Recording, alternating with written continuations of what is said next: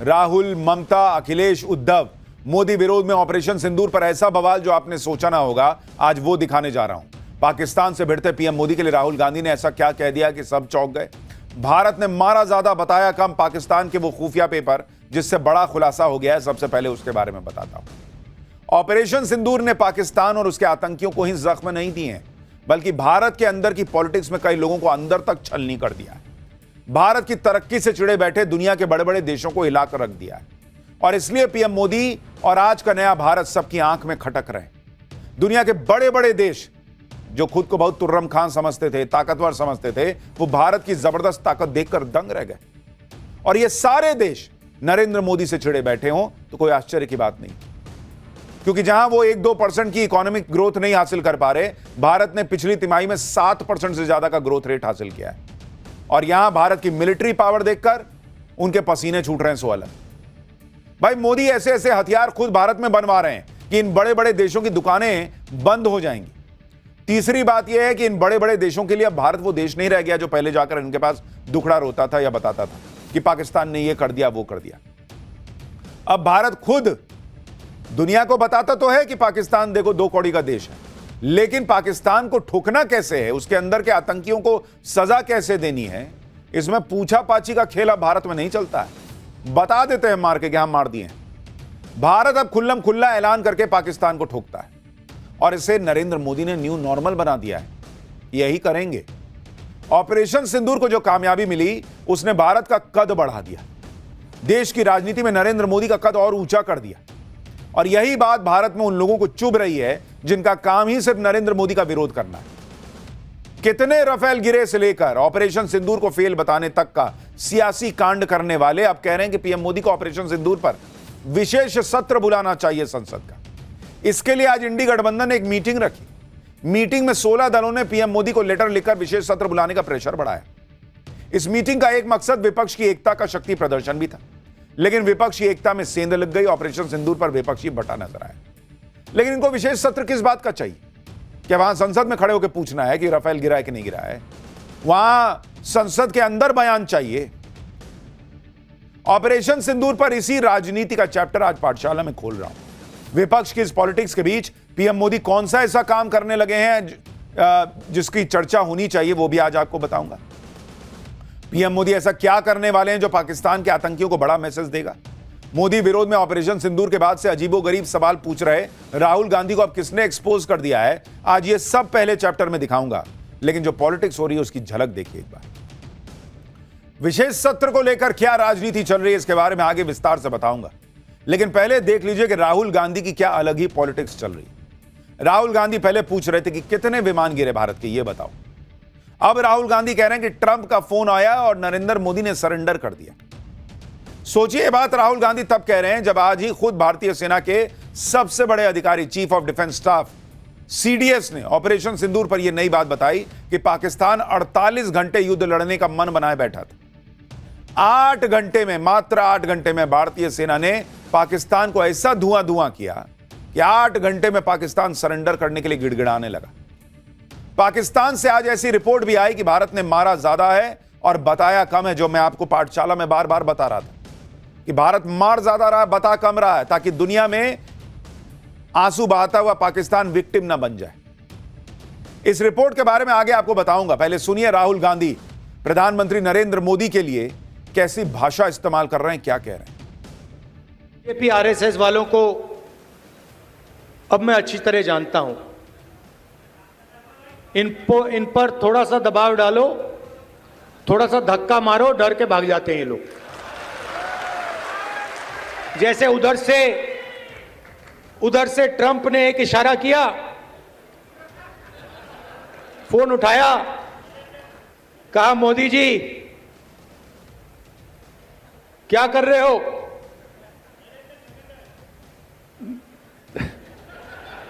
Narendra surrender, और जी हजूर करके नरेंद्र मोदी जी ने ट्रंप के इशारे का पालन किया। आजादी के समय से सरेंडर वाली चिट्ठी लिखने की आदत है। 1 सेकंड में थोड़ा सा दबाव पड़े, भैया ये लो, हाँ, तो ये इनका कैरेक्टर है। कांग्रेस पार्टी सरेंडर नहीं होती है।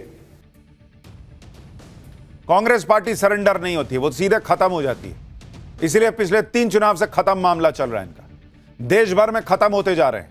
और वो राहुल गांधी की इसी पॉलिटिक्स की वजह से हो रहे हैं। उनके पास थरूर जैसे अच्छे नेता हैं, सलमान खुर्शीद जैसे नेता हैं जो देश का प्रतिनिधित्व कर सकते हैं, लेकिन इन्होंने राहुल गांधी को आगे कर रखा है। चाहे ये कुछ भी अनाप शनाप बोले, इनको यह भी नहीं समझ में आ रहा कि दुनिया कह रही है कि भारत ने बहुत मारा पाकिस्तान को, लेकिन इनको यह साबित करना है कि भारत के प्लेन गिरे, इनको यह साबित करना है कि भारत ने तो सरेंडर किया। सरेंडर पाकिस्तान ने किया, यह इनसे सुना नहीं जा रहा है। प्लेन पाकिस्तान के कितने गिरे, यह इनसे पूछा नहीं जा रहा है। पाकिस्तान को कितना नुकसान हुआ, इनको देखा नहीं जा रहा है क्या? जो अपने देश को साबित करने में लगे हैं कि मोदी ने सरेंडर कर दिया, भारत ने सरेंडर कर दिया। राहुल गांधी कह रहे हैं कि ट्रंप के सामने मोदी ने सरेंडर कर दिया, जबकि विदेश मंत्रालय पहले कह चुका है कि सीज फायर में कोई तीसरा पक्ष नहीं था। अपने विदेश मंत्रालय पर इनको भरोसा नहीं है। ट्रंप जो इधर उधर बयान बदल रहे हैं, उन पे इनको भरोसा है। पाकिस्तान गिड़गिड़ाया और तब जाके सीज फायर हुआ, विदेश मंत्रालय क्लियर कर चुका, लेकिन इनको अपने देश पे भरोसा नहीं है। यही बात आज सीडीएस जनरल अनिल चौहान ने कही। सीडीएस ने बताया कि पाकिस्तान भारत के खिलाफ 48 घंटे युद्ध लड़ने का सोच रहा था। भारत ने ऐसा मारा, इतना मारा कि 8 घंटे में पाकिस्तान घुटने पर आ गया। पाकिस्तान घुटने पर आ गया, लेकिन राहुल गांधी को साबित करना है कि भारत सरेंडर कर रहा था। सीडीएस को सुनिए, फिर आपको बताता हूं कैसे खुद पाकिस्तान आज दुनिया के सामने मान रहा है खुफिया डॉक्यूमेंट्स में कि भारत ने मारा ज्यादा है, बताया कम है। लेकिन पहले सीडीएस को सुनिए। 10th of May at about 1 a.m. Its aim was to get down India to its knees in 48 hours. Multiple attacks were launched, and in some manner they have escalated this conflict, which we had actually hit only terrorist targets, but also into the military domain. From their perspective, it would have been rational in the sense they would have said that you use military means to hit these targets. But it was also rational on their part, operation which they thought they'll continue for 48 hours, folded up in about 8 hours. And on 10th, when they picked up the telephone and said they wanted to talk.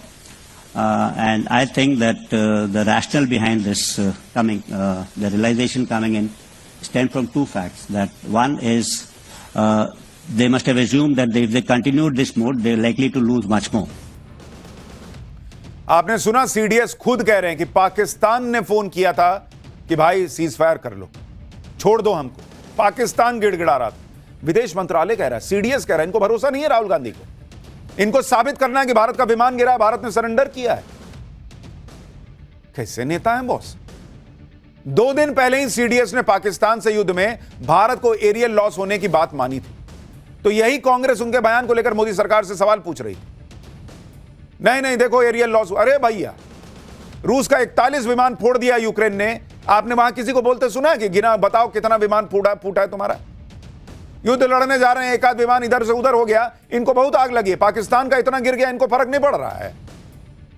और आज जब CDS खुद कह रहे हैं कि पाकिस्तान को ऐसा ठोका कि पाकिस्तान सीज फायर के लिए गिड़गिड़ाया, तो कांग्रेस ट्रंप के प्रेशर में सीज फायर की थ्योरी बेच रही है। गजब लेवल की इनकी पॉलिटिक्स है बॉस। मुझे समझ में नहीं आता कि राहुल गांधी के आसपास कोई तो होगा जिसको इत्तू सी समझ होगी कि पॉलिटिक्स नाम की चीज कैसे की जाती है, और उसमें भी देश हित बचाया जा सकता है। इतना ही नहीं, खुद पाकिस्तान चीख कर सीज फायर का सच बता रहा है। मोदी के एक्शन से पाकिस्तान को कितना भयंकर नुकसान हुआ, भारतीय सेना ने कैसे पाकिस्तान को ठोका, उसके रोज नए सबूत आ रहे हैं। अब तो यह भी खुलासा हुआ है कि पाकिस्तान को जितना नुकसान बताया जा रहा है, उससे भी कहीं ज्यादा नुकसान हुआ है, और खुद पाकिस्तान ने यह बात मानी है। पाकिस्तान के एक आधिकारिक दस्तावेज में यह खुलासा हुआ है कि भारत ने पाकिस्तान के कई और ठिकानों को तबाह कर दिया है। इन ठिकानों की जानकारी अब तक सामने नहीं आई थी। सबसे पहले भारत ने 9 आतंकी ठिकानों पर हमला किया था, फिर 11 मिलिट्री बेस पर हमले करने की बात थी। अब नए दस्तावेज से पता चला है कि भारत ने पाकिस्तान के 7 और ठिकानों को भी तबाह किया था। यानी ऑपरेशन सिंदूर में भारत ने ऐसा ठोका कि पाकिस्तान अभी तक भारत की स्ट्राइक की गिनती करने में लगा हुआ है। जिधर देखता है उधर देखता, अरे भाई इधर भी खुदा हुआ है, उधर भी खुदा है, इधर भी खुदा है। सब भारत खोद के गया है। लेकिन राहुल गांधी को आग लगी है कि कैसे साबित कर दें कि भारत ने सरेंडर कर दिया।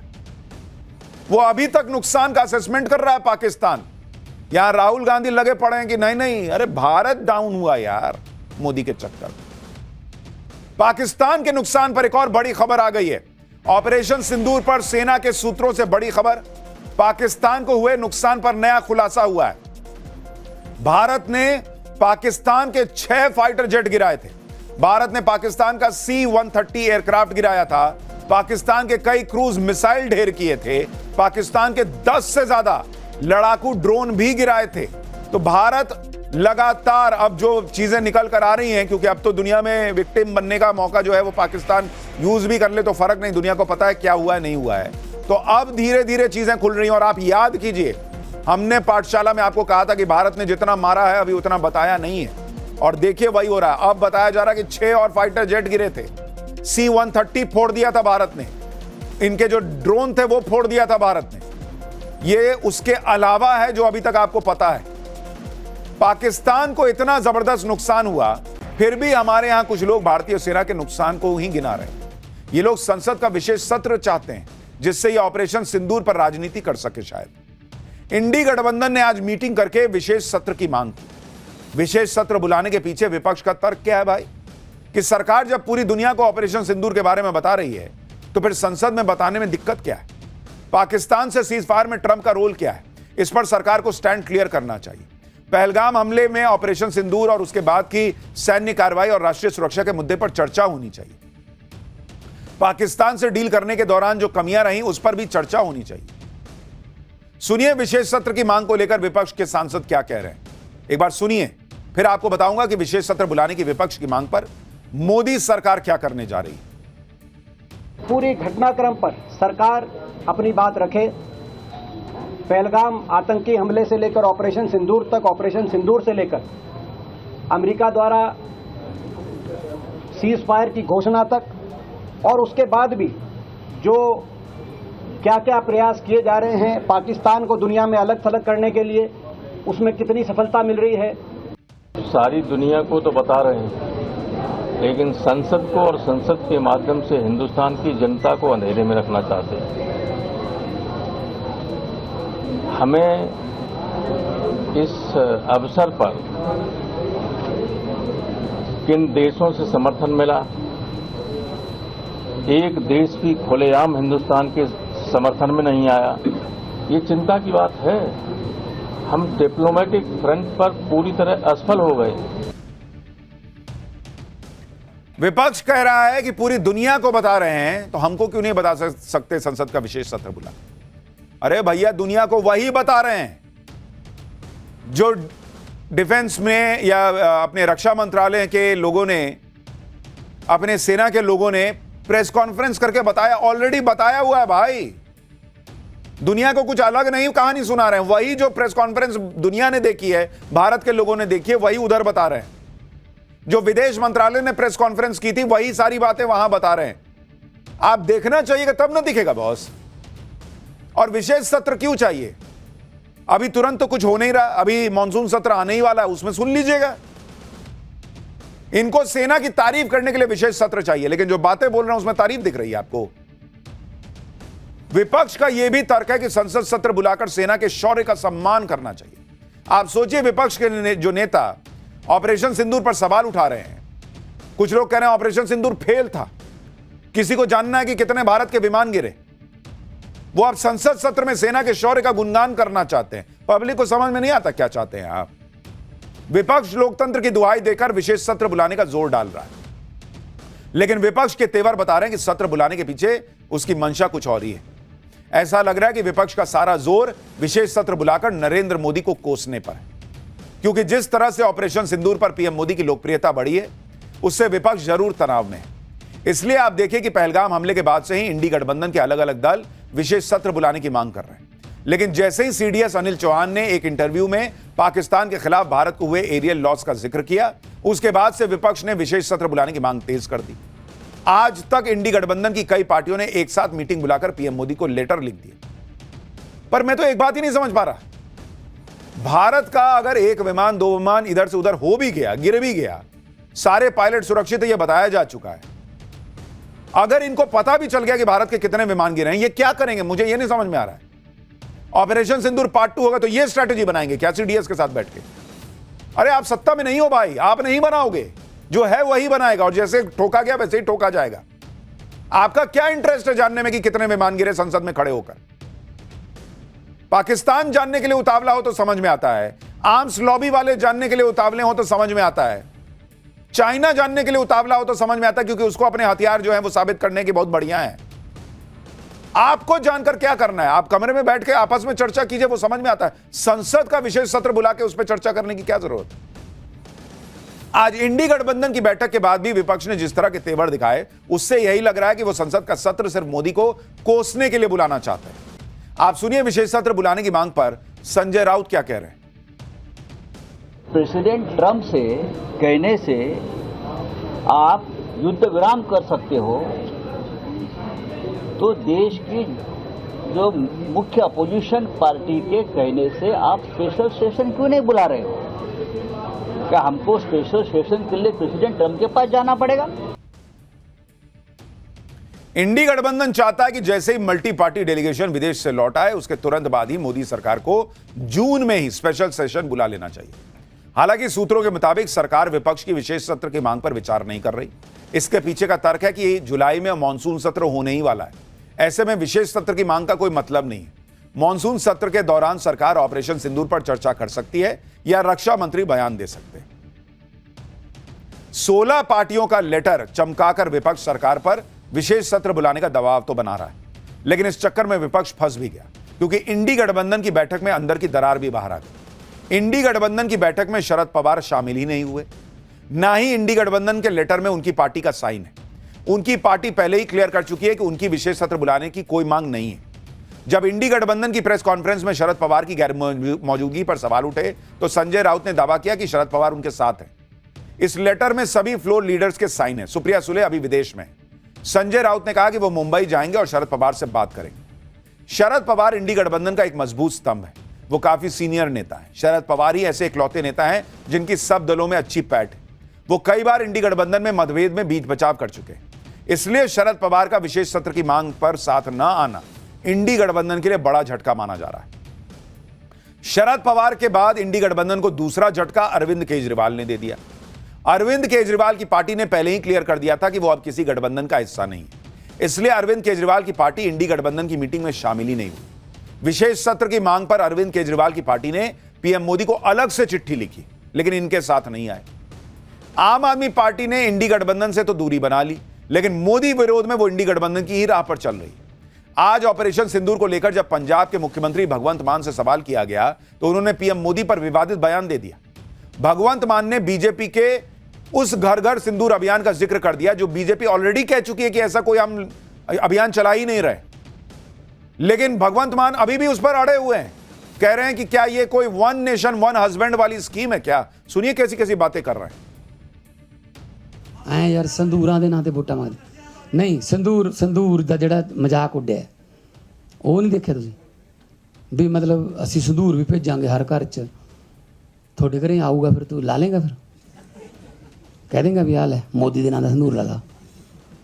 ਇੱਕ ਵਨ ਨੇਸ਼ਨ ਵਨ ਹਸਬੈਂਡ ਇਹ ਸਕੀਮ ਹੈ। बीजेपी क्लियर कर चुकी कि हम कोई सिंदूर घर घर नहीं पहुंचाने वाले, लेकिन सोचिए कैसी भाषा है कि मोदी क्या वन नेशन वन हस्बैंड चला रहे हैं।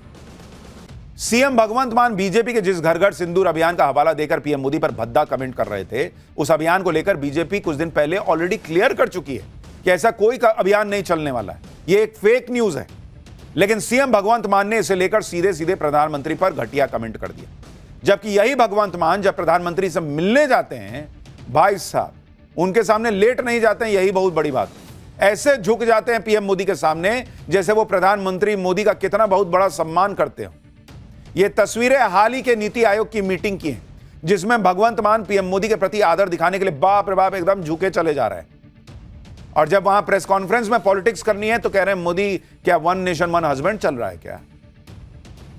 इंडी गठबंधन को एक झटका तो शरद पवार और अरविंद केजरीवाल दे चुके, इसके अलावा झटका उनको उनके अपने ही नेता भी दे रहे हैं। पहले शशि थरूर ने पीएम मोदी की तारीफ की, तो वो कांग्रेस नेताओं के निशाने पर आ गए। अब ऐसा ही कुछ सलमान खुर्शीद के साथ हुआ तो उनका दर्द बाहर आ गया। मल्टी पार्टी डेलीगेशन के साथ विदेश दौरे पर गए सलमान खुर्शीद ने सोशल मीडिया पोस्ट में कहा कि जब वो आतंकवाद के खिलाफ मिशन पर हैं, जब वो भारत का संदेश दुनिया तक पहुंचा रहे हैं, ऐसे वक्त में देश में लोग उनकी राजनीतिक निष्ठा पर सवाल उठा रहे हैं। यह बहुत दुखद है। सलमान खुर्शीद ने पूछा कि क्या देशभक्त होना इतना मुश्किल है क्या? यह कांग्रेस के लिए ही झटका है कि उनके ही वरिष्ठ नेता सलमान खुर्शीद को अपनी पार्टी को यह समझाना पड़ रहा है कि देशभक्ति और राजनीति में फर्क करना सीखो।